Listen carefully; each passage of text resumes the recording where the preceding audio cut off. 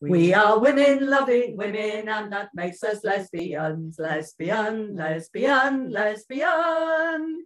We are strong and we're determined and we know how to have fun. Lesbian, lesbian, lesbian. Hello everyone, I'm Paula Bolton, co-founder of Lesbian Labour. Welcome to our Proud Lesbian series. I'm doing it a bit differently today. During Pride Month, I will be interviewing a wide range of lesbians to gather lesbian perspectives and to hear about lesbian lives in 2022. And one of them happened to drop in today. So my 17th interviewee is Val Stein, who currently resides in Wales. Hello. Hello. So can you start by talking to us a little bit about when you knew you were a lesbian, your lesbian life? Well, let's start at the very beginning. I had a crush on Julie Andrews when I was little. So, how appropriate. It was strange. I clearly had a crush on her. I clearly had a crush on some of my female teachers at kindergarten, let alone primary school. But throughout my childhood, I was trying to think, did I ever hear any mention of lesbians? Did I know anything about lesbians, or any variation on the heterosexuality I saw all around me? This was the early 60s. I was born in London, and nothing, no understanding of that at all. But I suppose the first actual lesbian in my life, and I really hope I'm right in saying that she actually was. It was just that the other kids at school were saying she was. This was in the sixth form by then. But she was a teacher. She was cool. She was witty. She was brainy. She was a great teacher. And so when they were saying that she was a lesbian and she lived with this other teacher who was also very nice, it was, what a great role model, no negative role models about lesbians at all. So the first time you hear the word lesbian, you've got an example of somebody you respect, admire, and lesbian was a good thing then, not something to be ashamed of. Yes. And I didn't see myself as one at all, because, by that time I, had a crush on a male teacher and I thought I was straight, and there were some other boys I supposedly fancied, although strangely they did turn out to be gay. I didn't find out till later. Yes, now ask me another question. So so that's your awareness of what a lesbian is. Did you eventually come out? Strangely enough, I did, Paula. You wouldn't be sitting here otherwise. No, I wouldn't be in the Lesbian Labour studio. I went to college to study what I later thought of as male studies, but what it was English literature. And I somehow managed to leave out all the women writers, possibly excepting Sylvia Plath because she was nice and depressing. Did you have a choice when you say left them out, or were they just not part of the course material? I didn't have a clue really. And I will say at this point that I didn't have a clue about feminism either. I must have led quite a sheltered life, and another song from The Sound of Music starts coming to mind, but I'm not going to sing it.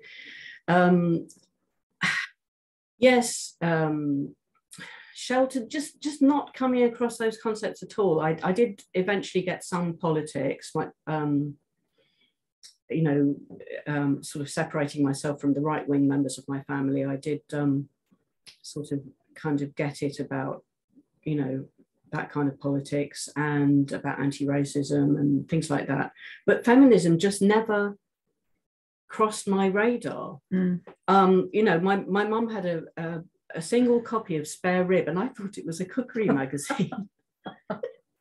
So how dim. All right. So now I obviously have to admit at this stage that I know you, but you didn't have a concept of feminism, but your mum was bloody amazing. So, she was a living example of a strong woman and a feminist. Tell us a bit about your mum and your background. Where were you brought up? And, you know, you might not have been getting feminism. What were you getting?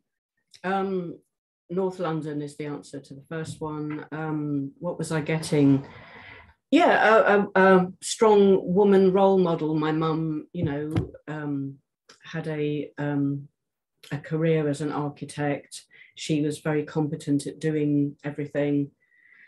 Goodness, but she was not a feminist. She was not political.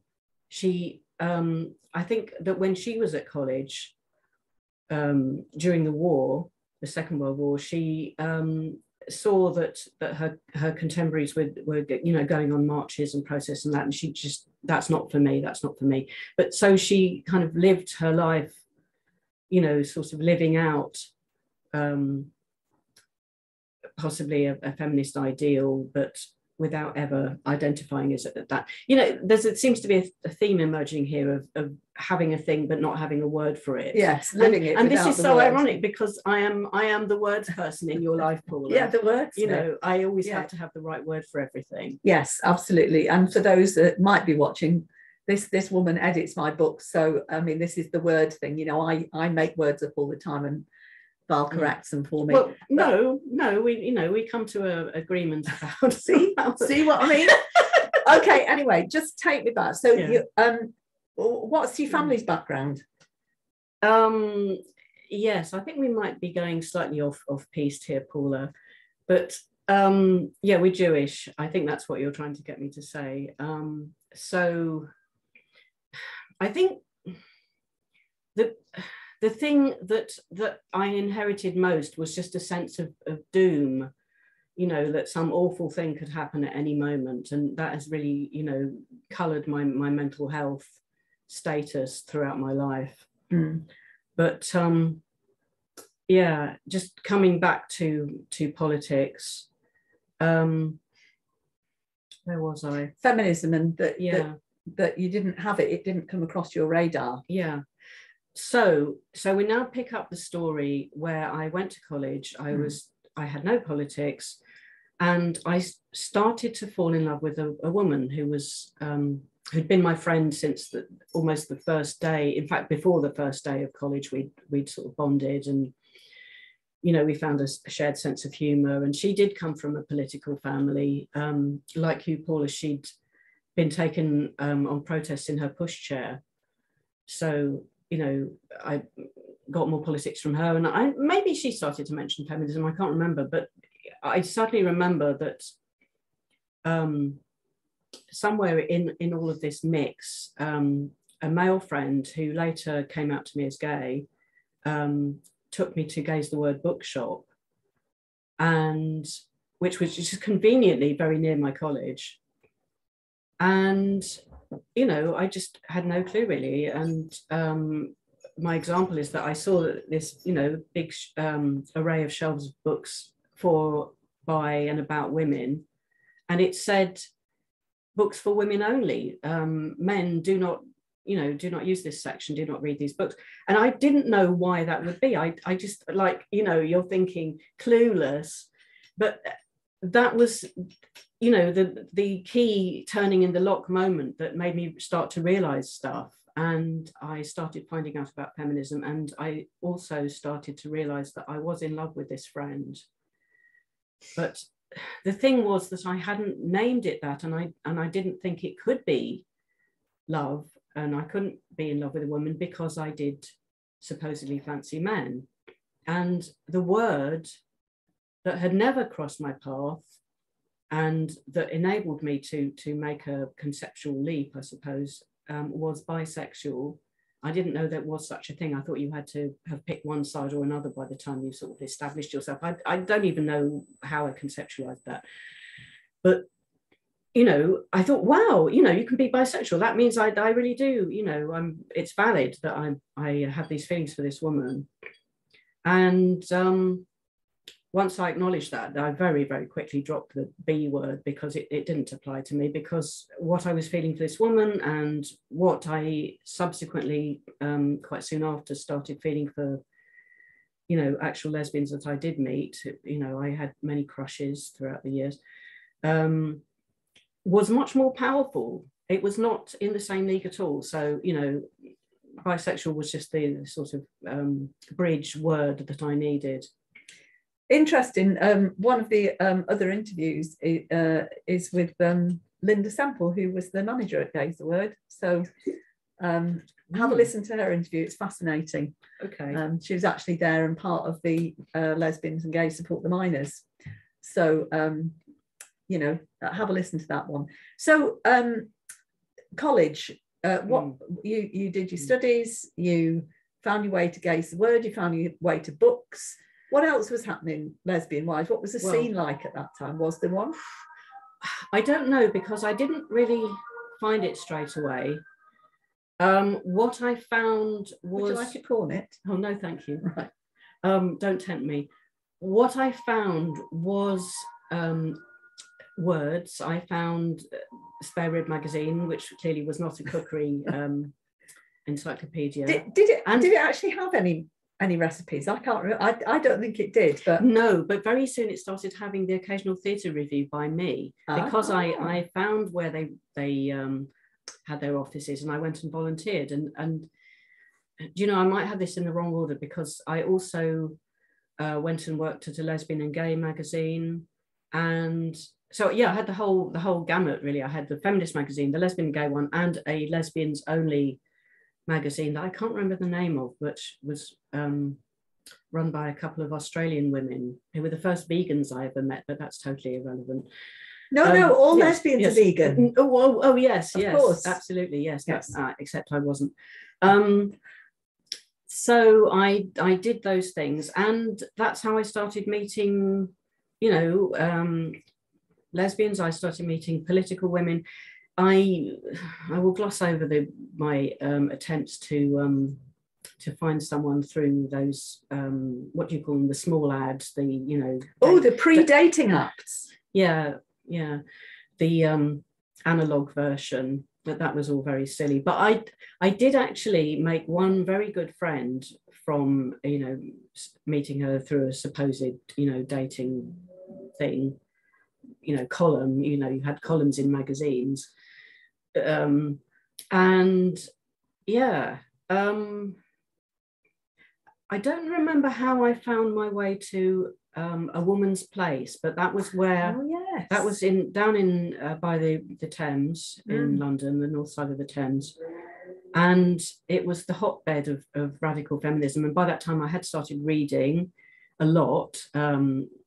You know, I found Sister Right Bookshop, which was, you know, had much more than a few shelves of books by, for and about women, and started reading feminist theory, realized that I was, the light bulb in my head was getting switched on over here, switched on over there, switched on like whatever. You can't see it. Yeah, it's screen. Yes, I'm confused between my left and my right. Switched on by radical feminism rather than what we called sock fem at the time. Sorry, Paula, in your red shirt. Socialist feminism. Yes, socialist feminism. So I joined in with radical feminist political groups that were going on. I joined WAVOR, which were Women Against Violence Against Women. And it was like a ready-made family. Like, I joined the WAVOR family, and we just spent loads of time together. We were in and out of each other's houses doing, you know, lying on the floor, making banners and, you know, cooking meals together, and, you know, having meetings almost every other night, which I then later satirized that kind of life in a play that I was in, which I'll mention in a minute, because the two things were that I was so lucky to come out at that time into not just a thriving and vibrant lesbian community, but a lesbian feminist community. It was absolutely taken for granted, you know, with these huge numbers of women that I would meet and encounter and work with and see at events or whatever, that, you know, the default was lesbian feminism, usually radical feminism, you know, maybe not always. but I gravitated towards that. And, you know, it was, like I say, an extended family. And there were so many of us that, you know, I didn't have a geographical community. I had a sort of thematic community, in that my community was women who lived all over London and beyond, although, you know, mainly as a public transport user, you know, going all over London doing various things. And the other thing that I came out into was a context that accepted and invited and appreciated me as a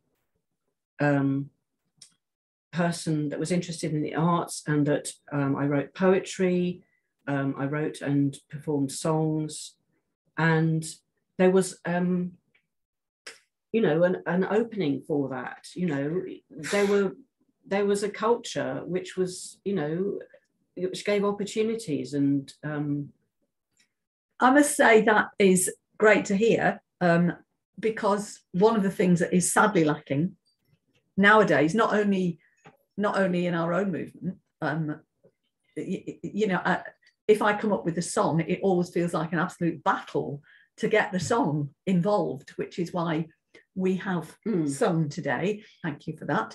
And many other times too. Yes, but, you know, in terms of this series, but even more so, the other side haven't got any flipping music at all. So, you know, maybe that's why it was so successful back in the day. And here's my rallying cry: let's have more song, music, poetry, the whole thing. Words are very important. And visual arts. Yeah. And I mean, that, you know, I think there is some visual art, but the idea of getting a message across simply in rhyming couplets or rhyming with an earworm, you know, it's basic cultural revolution. Anyway, it's your interview, not mine. Sorry. Can I ask you to tell us about the drill hall? Yes, well, coincidentally, the Drill Hall in central London, which had a women's night, I think on Monday nights, and this was by then, you will have worked out the mid-80s.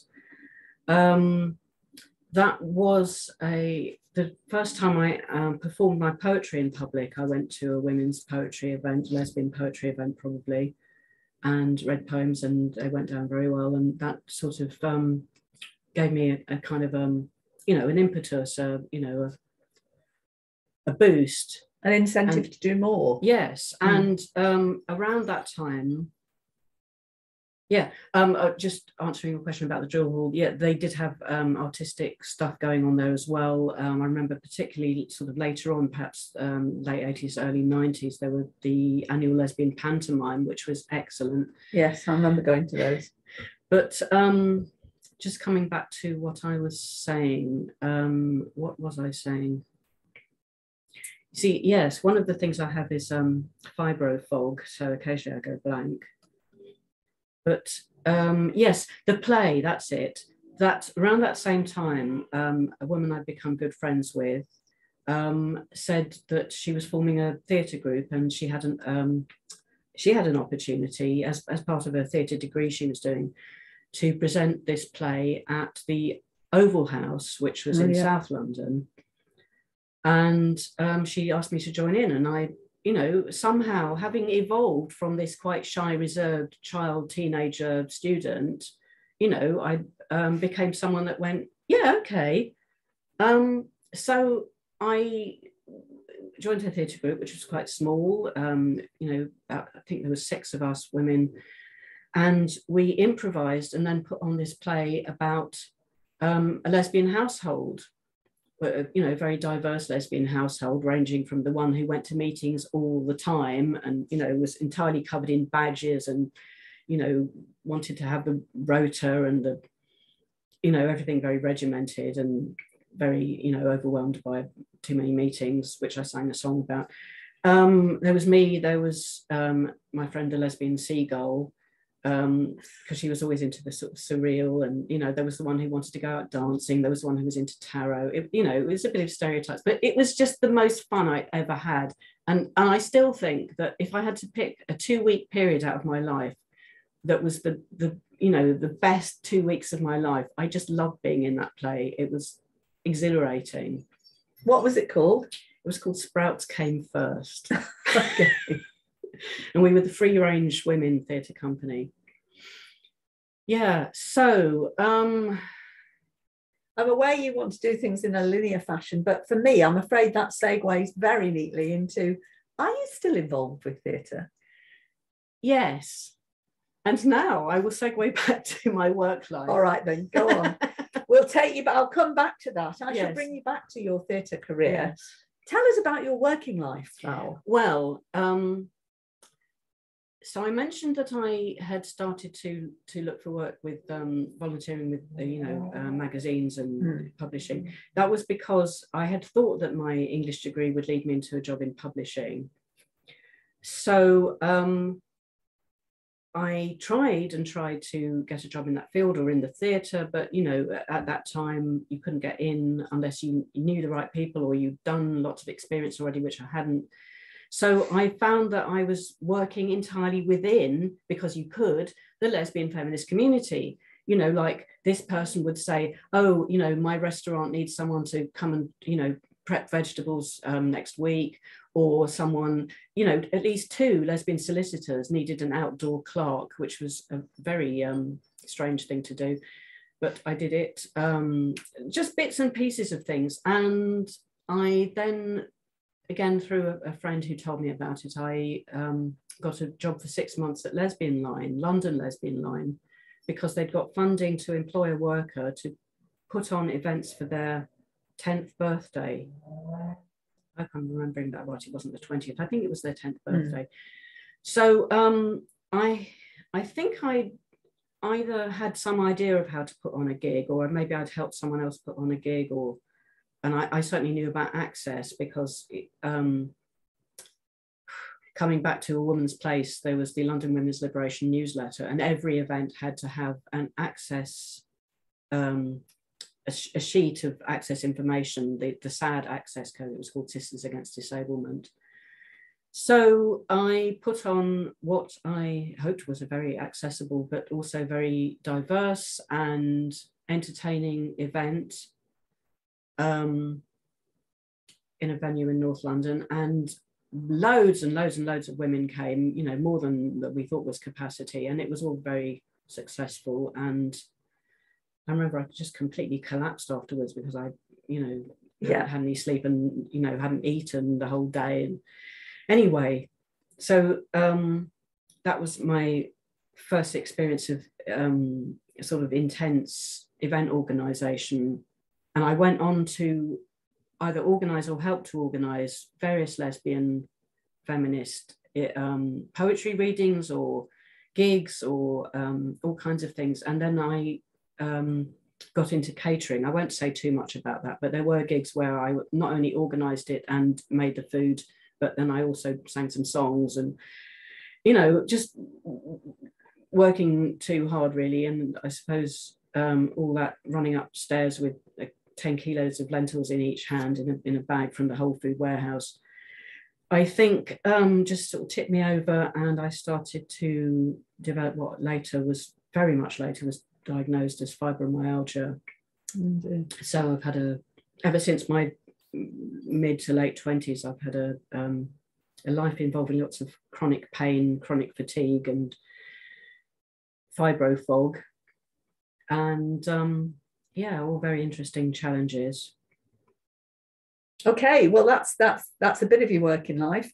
I'm just thinking that also then takes us, once you were dealing with chronic pain and fibromyalgia, did you find that was understood? I mean, it's great to hear that those first events had an Access sheet, because policy, it's still not done, is it? It still has to be fought. But I love the fact that right at the very beginning, it was known that this needed to happen. And I have to say, it's mainly lesbian feminist events that I go to where you cannot put it on without thinking it through. Is there a signer? Is it, well, we want, I'll leave that to you. But did your own, situation then with fibromyalgia bring you into contact with other lesbians who had impairments or disabilities or restrictions? Yes, because I had already started to meet, you know, disabled dykes, and I will say that all that access provision was fought for very hard by disabled dykes. You know, credit to them for, you know, bringing it to the awareness of the community, and, you know, knocking at the door the whole time saying, let us in. You know, there were many events that were not accessible, you know. To my shame, I participated in some before I got it. You know, that there was a theme going to emerge in during this hour of like getting things really rather late, you know, just like everyone else has cottoned onto something, like, oh, suddenly, you know, I noticed. But also the two times of being in the right place at the right time were, as I said, I came out into a lesbian feminist community, so that was great. But also I became disabled at a time when I already knew some disabled dykes.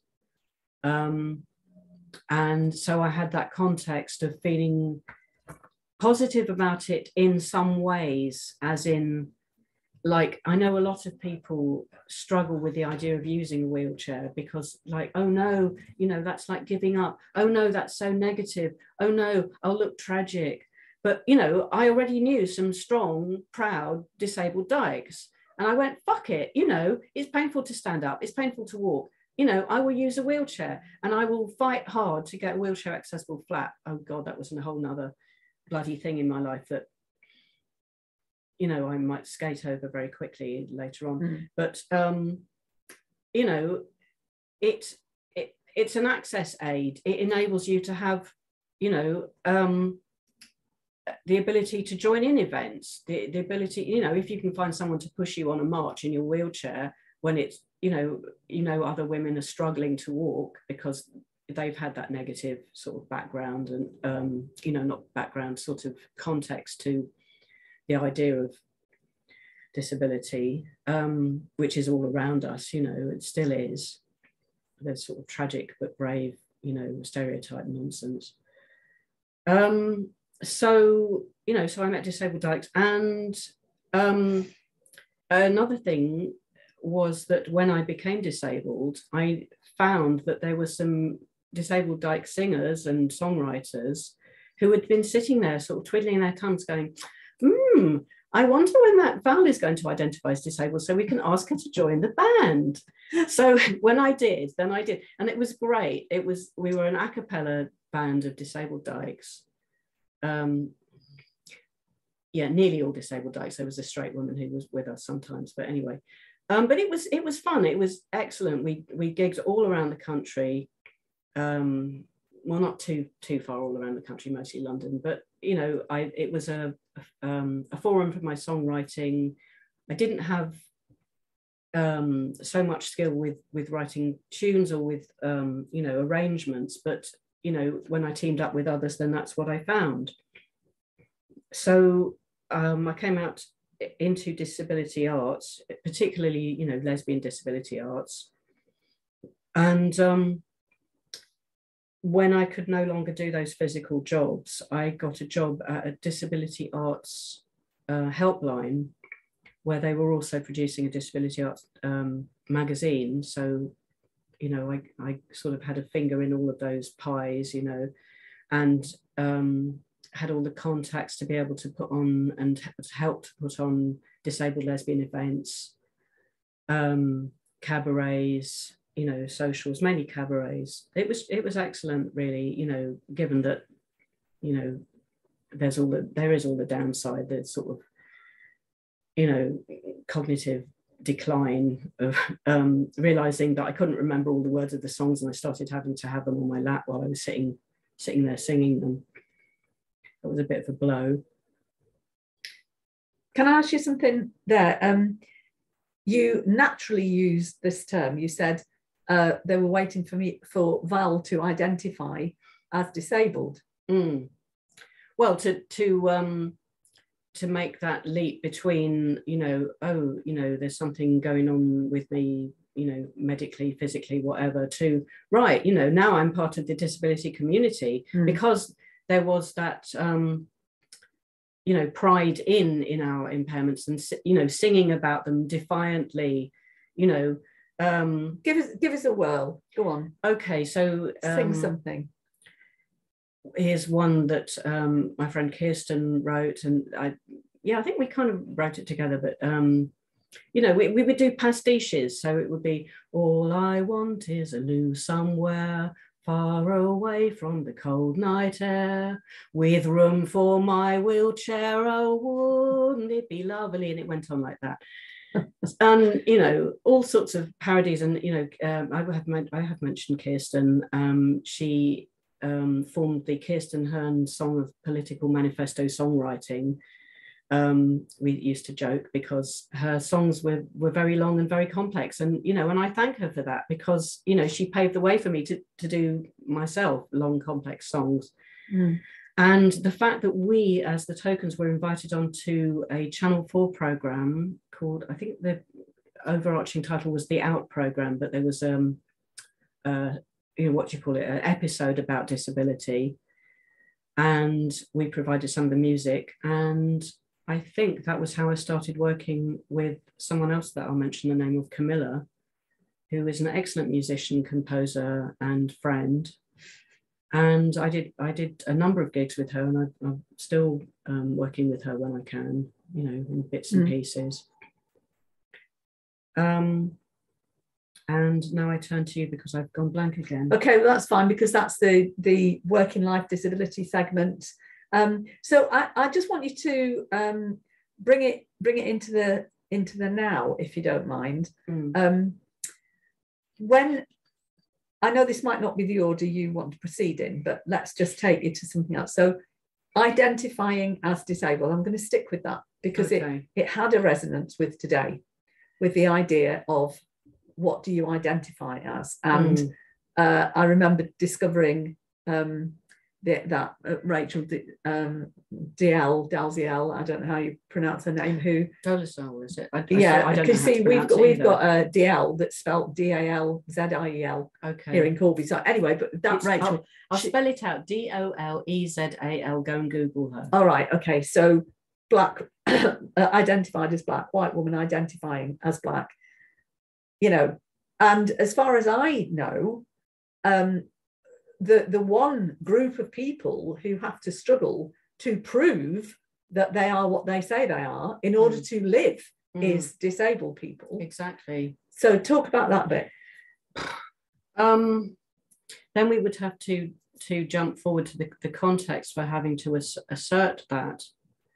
But first, can I say that you asked me about identifying as disabled. I think there was an understanding that you had to actually be reality-based.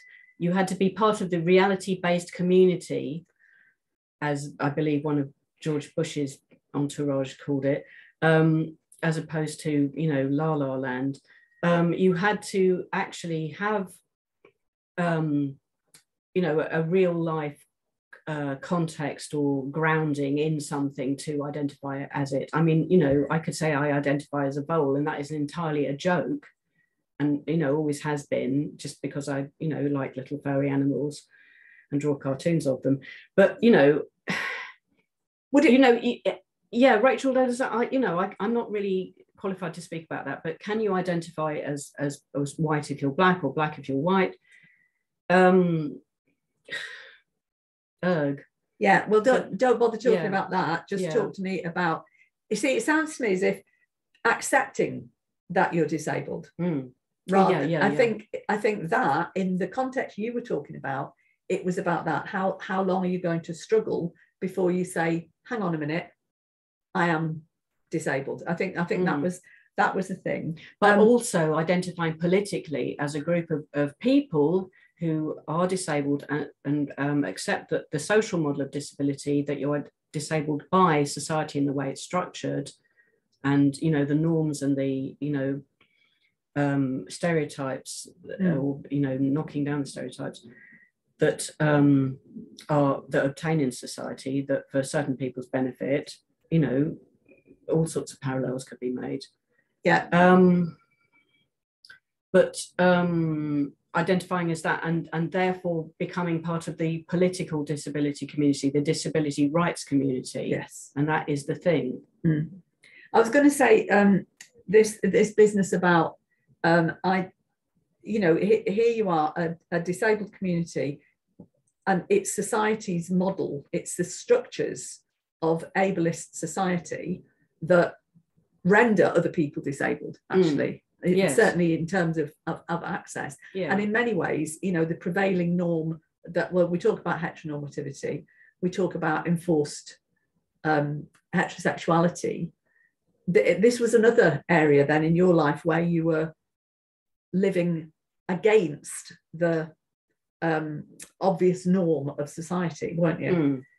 Did you make parallels between? Yes. Yeah. Okay. Yes. And that's one of the things that I always like to do is to make parallels and hopefully illuminate one struggle to people that haven't made the connection, like, oh, it's like this, like you could say that if we do jump forward to the present, that trans people in sport, trans-identified males entering women's sport, is that not rather like, and I have to say, I didn't think of this analogy myself, someone said it, and I just thought, yeah, peeing light bulb moment again. It's like non-disabled people saying they can compete in the Paralympics.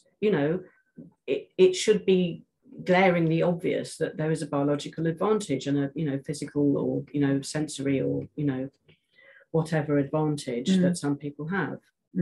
So just passing back that one to you. Okay, so I'd like to go back to the lesbian side of things in terms of lesbian culture and the importance of lesbian only spaces, accessible lesbian only spaces. Yes. Obviously that's a given from here on in, and representation as well. Actually, this thing that has come through in the other interviews of you can only be what you can see, and the paucity in TV, films, books, etc. And you are yourself a creator of the arts, but did you find anything in the arts? So that's two questions at once: women-only spaces, lesbian spaces, and representation and culture. Oh gosh, where to start?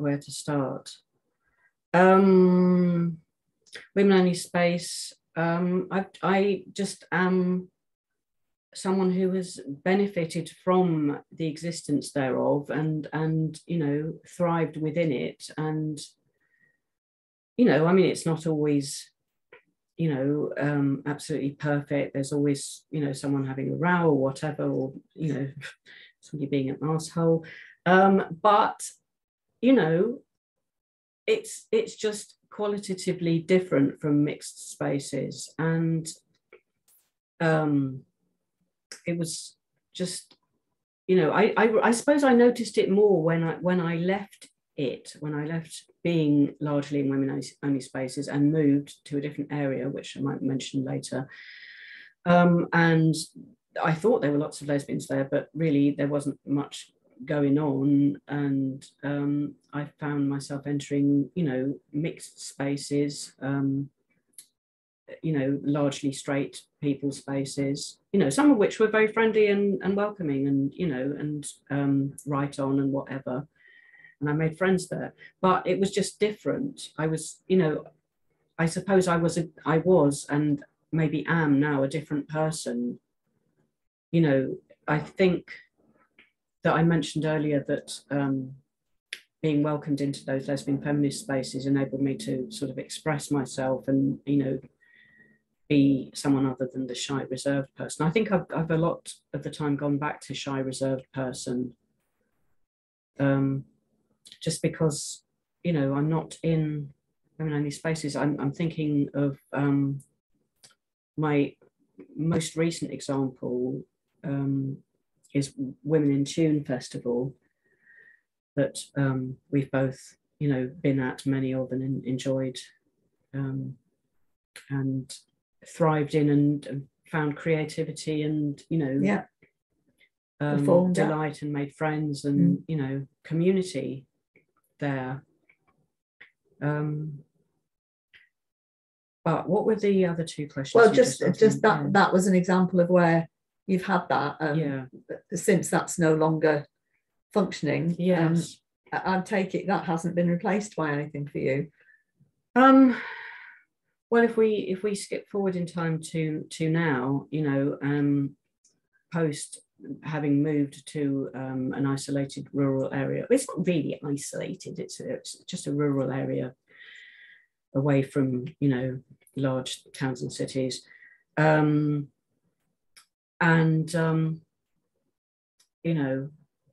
I'm really foggy now. I can't even remember the end of what that sentence was going to be. Well, you're not. Yeah. Yes, having. Yes. Thank you.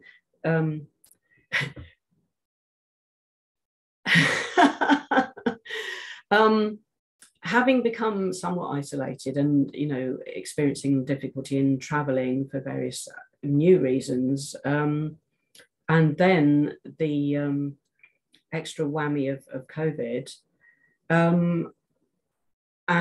we are finding that there are places that lesbians can meet online to revive lesbian arts, lesbian culture, and lesbian community. So well, with you living in, it is rural isolation. It might, where are you the only gay in the village? We are talking Wales. I'm definitely the only Jew in the village. Right. Not quite the only lesbian around. There are some, as I said. There are even some radical feminists, but not that many. But yeah. But you see, coming back to having moved for my health, for health reasons, out of London, where I lived, all my life till my mid-40s, and eventually ended up in this rural area in Wales. The year that I moved was the year that I finally got it about, impending climate doom. So having had that childhood of learning how to live with doom, it started becoming real. Like, oh my God, it was the Stern Review. It was 2006. That was the year I moved to Wales, and I'd had some friends who were concerned about environmental issues, but I hadn't really got it. And now I realised that, oh my God, peak oil, climate chaos. We are in the age of stupid, as the film title that subsequently came out went. And I started working a lot with these, as I said, welcoming straight groups, the permaculture group, and what turned into Transition Llanbed, which was, part of the Transition Towns movement. You can look them up on, I think it's called transitionculture.org. I was just doing a lot to do with that. And I feel that I turned my face away, or turned it away that way, away from Paula. Not away from screen. You can't go that not side. Away from my, oh God, not away from my friends, not away from my lesbian friends, but away from noticing what was going on with the erasure of lesbians, lesbian culture, lesbian life, lesbian spaces, and the impending erasure of women in general. But so I wasn't really noticing what was going on, and I was just reading about resource depletion and green technologies and stuff. It's interesting that I'm just going to write down two things I want you to tell me about in a minute. Okay. But so the environmental movement, you're busy in that. The acceptance of you as a lesbian, as a disabled lesbian, as a disabled Jewish lesbian, did you experience any, because there's three layers there, but, was there overt homophobia or lesbophobia towards you? Really. Was there cooperation at least towards the access issues? And did you experience any anti-Semitism? Because that's a lot of barriers everywhere you go before you're accepted. Well, you know, I have to say, you know, it's a rural community, but it's one that was very welcoming and had been welcoming for some time to people from all over. And a lot of what I would, you know, fondly call hippies had moved there. And, you know, with quite right on politics. And I made some good friends, you know, some of whom are still there, some of whom have you know, unfortunately moved away for various reasons. But, you know, I have to say I didn't encounter those things. And, you know, for which I'm very grateful, you know. And I'm glad that's the answer, because I have visited you and you know, albeit a lesbian light in terms of that, you know, your community, the quality of relationships. And I think this might be common to others who live in a rural community. You are bound by place to have to support one another as people. Yes. Regardless of all of those other possible differences. So, yeah, so I now am in a geographical community, which, as I said, in London, I wasn't, because I didn't socialise with people just who lived in my area, but now I do because of the convenience thereof. Yeah. I keep saying thereof. But yeah, and, you know, I've become friends with some of my immediate neighbours, which is, you know, not entirely new in my life. That did happen once before, but not usually. You know, there have been times when I was living in hideous social housing with very, very unpleasant neighbours who, you know, harassed me. That was anti-lesbianism, and that was, you know, anti-disability, you know, harassment, but very clearly. So I have experienced that. Yeah. Yeah. Them opposite. You know, let's not bring up them opposite. All right then. Well, I was going to say, I know that there have been some examples in your examples community of, you know, people who are assholes. Yeah. Okay. So the other interviews of women, you know, a similar age to you, there's this kind of fervent beginnings and lots of stuff's going on. And then in terms of lesbian rights, we move forward, Section 28 came, it's been repealed, etc. And there was this era of supposedly everything was okay. And I'm wondering if, you know, the equivalent with you is that you're living amongst friendly, accepting people. And there was this period of assimilation. So did it become less important? Clearly not from your face. Goodness, that's a very difficult question. Have I become assimilated? I suppose I was somewhat assimilated. Like, you know, everyone knew I was a lesbian. Yeah. What we're missing out of all this, I suppose a lot of the others would have talked about their relationships, you know, their lovers, their partners, whatever, you know. Yeah, it's funny actually, because a lot of people, I think it might be because of the public nature of what we're doing, you know, they have to have permission, but, you know, some people have said, and then I got married, or my long-term partner, or what have you. But yes, I mean, feel free if goodness, you know, if you want to bring in the loves in your life, do. I think I won't. At least one of them is dead. And that's a whole nother thing. Yes, I won't talk about that now. But it is the case that I haven't been partnered for quite a long time now. And yeah, and to be honest, I'm not bothered. Is my face bothered? I mean, there's two really important things there. I hope I can find somebody who will possibly talk about the difficulties around lesbian bereavement, and when your partner is ill or dies and you are cut out of that circle because you're not legitimate. I mean, you know, that has happened with me in hospital before, not being considered to be a family member. So, you know, both birth and death around, you know, relationships I've had. Anyway, so we'll skip over that, as you say. Go on. But well, I just will say one thing about it, which was although my partner died 21 years ago last week, I think, or 2 weeks ago, what one of the another excellent feature of having a lesbian feminist community at that time was that we coped with her bereavement, with the loss of her together. You know, there was me, there was her other good friends, and even to some extent to her family, but, you know, I mean, her biological family, but it was me and her friends sharing the bereavement together that made it so much, you know, easier, more bearable. Yes. And, you know, and I can imagine what it would be like not having that, you know, but it was just so brilliant that, you know, that I was within that friendship group.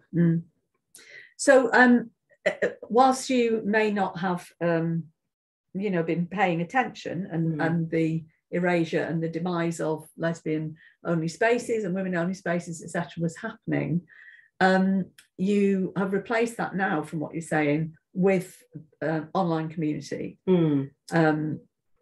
And just before COVID as well, you know, you and I, Paula, and some others have been, you know, starting to you know, consciously and deliberately try to revive, you know, lesbian feminist arts culture and whatever. We formed a theatre group.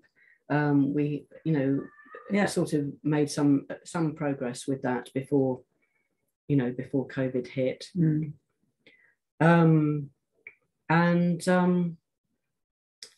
know, and now we're doing things like lesbians under lockdown. Now, because we said LOL for forever. Yeah, we've called it by the acronym. Yes, lesbians under lockdown. That was so an online Zoom meetup. Actually, you know, in terms of finding out about lesbian lives in 2020 to 2022, we found out a lot through that, haven't we? Absolutely. Really? Yeah, it's been a, you know, literally a lifeline, you know, a social event that you can go to even if you can't leave your house, even if, you know, you might be able to leave your house because it's not literally locked down, but you know, you're vulnerable, or you're too far away, or, you know, you've become ill or whatever. So would you say the Zoom life and the, you know, these webinars and what have you has allowed those with access needs greater access? Yes, definitely. You know, and there were disabled people that were you know, that had a much more rich and varied life when things started moving online because of COVID, and were quite annoyed when, you know, lots of people were, as they thought, prematurely going back to, oh, let's, you know, jump on the crowded tube train with no masks on and go and all meet each other. And, you know, lots of people were thinking, hang on a minute, you know, I really, really don't want to get long COVID because, you know, I have a condition that I'm very likely to get that, you know. Yeah. So, well, I've noticed a parallel with, you know, like political meetings where women with kids were suddenly able to appear on the screen, albeit with chaos reigning behind. And our mummy's busy at the moment, going on all the time. But, you know, it has meant access has been improved. And I do hope we don't lose it. Nothing like in real life, I have to say. Was there anything else you wanted to say about Keep Earth Company?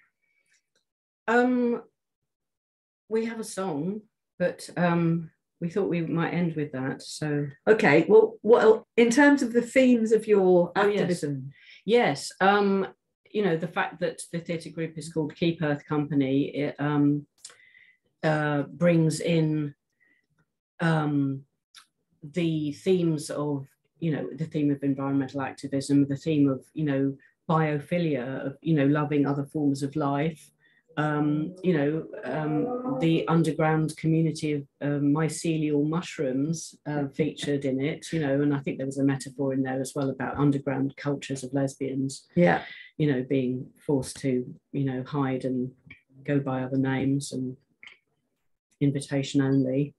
Yes, and I'm just wondering whether you know, what the mycelia do to invite each other, like little packets of spores. Yes, a lot of my thought is quite sort of surreal and cartoonish, I have to say, and, you know, I'm now imagining little, Well, my abiding memory of our wonderful session that we had at the glorious farm, Oh, right. a place. We won't name anywhere, but you know, we did have that wonderful residential.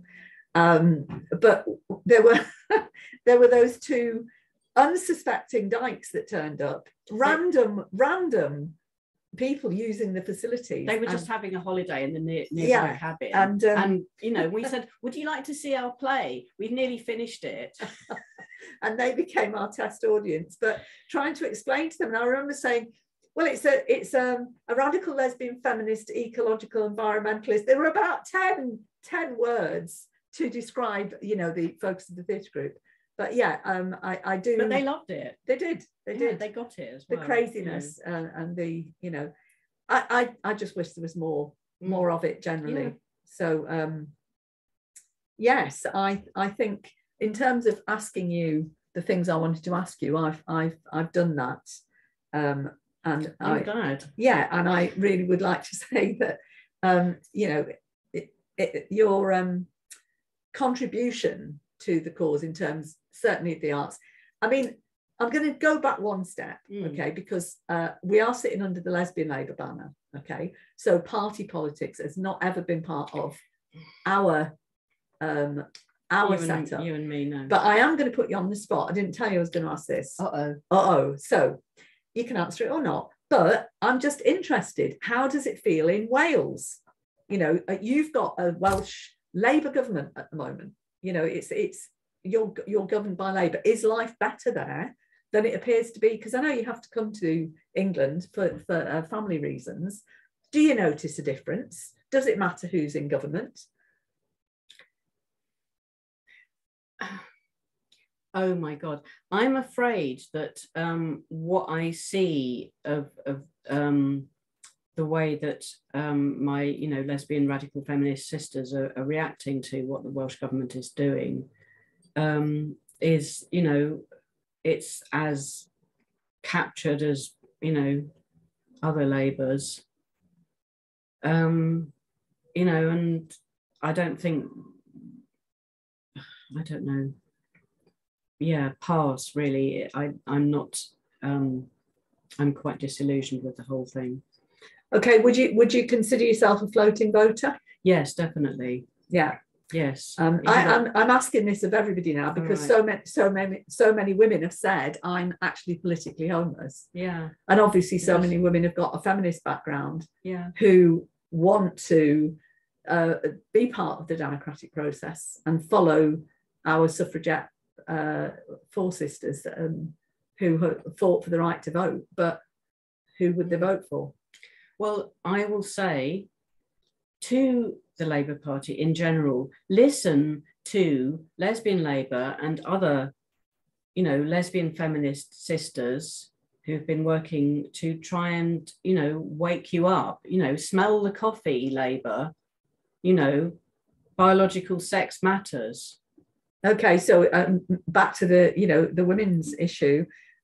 So shall we sing? Yes, from we will have just a snippet. Because it's true that all of this linking together and all what we're doing is step by step attacking the patriarchy, isn't it? Yes. We are the carrier wave of the frequency ending patriarchy. We are the carrier wave of the frequency ending patriarchy. We are the carrier wave of the frequency ending patriarchy. Thank you, Val. Oh, Vol, whatever. Go on, tell us about Vol. Well, stage name. It's, yeah, Dr. Vol is my stage name. Yeah. You know, the rodent thing just sort of got out of hand, really. Not literally, you know. We'll be back talking about rodent extermination. No. Bye.